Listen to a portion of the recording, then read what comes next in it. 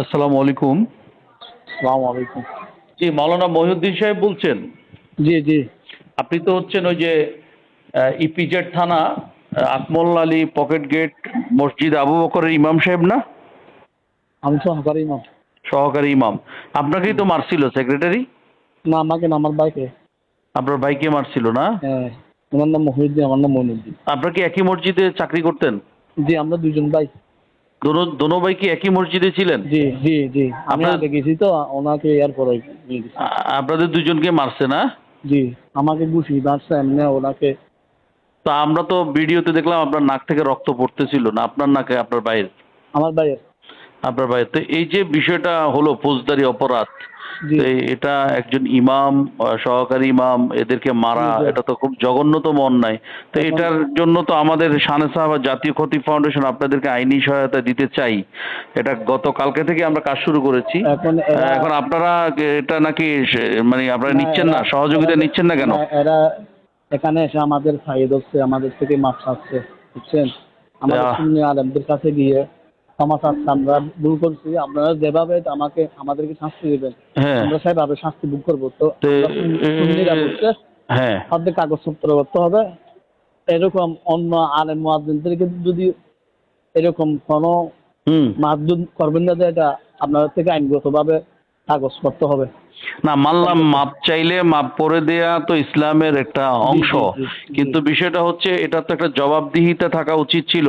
এটা থানায় নেওয়া উচিত ছিল তাদেরকে, থানায় গিয়ে সেখানে বিট অফিসার আছে, হ্যাঁ, পুলিশের যিনি এটা অফিসার এখন ইনচার্জ তার উপস্থিতিতে থানায় আইনি গিয়ে ভিত্তিতেই এটার একটা সমাধান হওয়া উচিত ছিল, কিন্তু আপনারা হ্যাঁ, পর্দার আড়ালে যে করলেন, না, না, ভবিষ্যতে এটা তো আরো 10 জন ইমামকে মারবে সেক্রেটারি সভাপতিরা তখন। হ্যাঁ, তখন না, এটা এটা থানায় গিয়ে ওরা ওসি সহ সবাই একসাথে মিলেমিশে করে দিছে।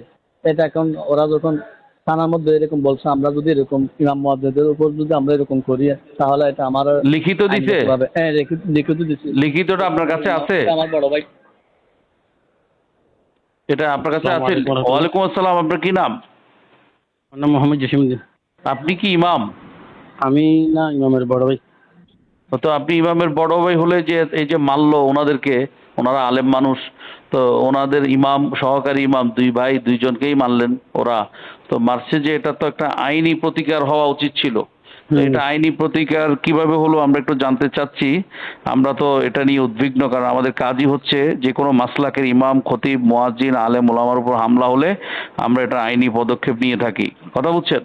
জি। এর আগেও ইমাম রইসুদ্দিনের বিষয়ে আমরা ওই যে ওখানে মানে পদক্ষেপ নিছি, নেয়ার পরে সেখানে পরিবার মানে আর আগায় না, বুঝছেন? পরিবার না আগানোর কারণে আমরা তাকে সেখানে ওই ওই মামলায় কিছু অগ্রসর হতে পারলাম না। এখানেও আজকে যে কালকে কিন্তু আমি সেক্রেটারির সাথে কথা বলছি, আইনি পদক্ষেপের জন্য আমরা সবকিছু করছি, পুলিশ কমিশনারের সাথে কথা বলছি। এখন এর মধ্যেই আপনারা সমঝোতায় গেছেন, তো ভালো সমঝোতায়, মানে ক্ষমা করে দেয়া ভালো, ঠিক আছে, কিন্তু এটা তো একজন ইমামকে মারা মানে তো সমস্ত ইমামের গায়ে লাগছে বিষয়টা ভাই। হুম। হ্যাঁ, দেশের সব ইমামদেরকে আঘাত করছে এই ঘটনায়। তো এখন আজকে যদি আপনি সহজেই মাফ করে দেন, তো আরো 10 জন ইমামকে তখন সভাপতি সেক্রেটারি ক্যাশিয়াররা মেরে ক্ষমা চেয়ে ফেলবে এভাবে, তাইলে কি করবেন? না, না, না, এটা না, ক্ষমা শুধু ক্ষমা চাই এটা না, এটা ইসলামের মধ্যে মানে ওসি সাহেবের মাধ্যমে হুম। লিখিত আকারে হয়ে গেছে। হুম। এখানে ওনার ক্ষতিপূরণ সহ সম্পূর্ণ একটা অ্যামাউন্ট করছে, বুঝছেন? হুম। এগুলো এখন আমাদের সবার সাথে ক্ষতিপূরণ ক্ষতিপূরণ দিছে? হ্যাঁ, এগুলো সহ একটু এই, আচ্ছা, যাই হোক। হ্যালো, যাই হোক, আপনারা ক্ষমা করলেই হলো, কিন্তু কথা হচ্ছে যে এটার আরো মজবুত একটা অ্যাকশন দরকার ছিল, ঠিক আছে? হুম, এটা অলরেডি এটা প্রত্যেকের হাতে এগুলা ক্ষমা চেয়ে হুম। সমাধান করে দিচ্ছে, মানে এদের মানে ভবিষ্যতে ধরুন কোনো কার্যকলাপ। ঠিক আছে, ভবিষ্যতে হলে অন্য জায়গায় হলে আমাদেরকে জানাবেন, ঠিক আছে? হ্যালো। জি। জি, আসসালামু আলাইকুম।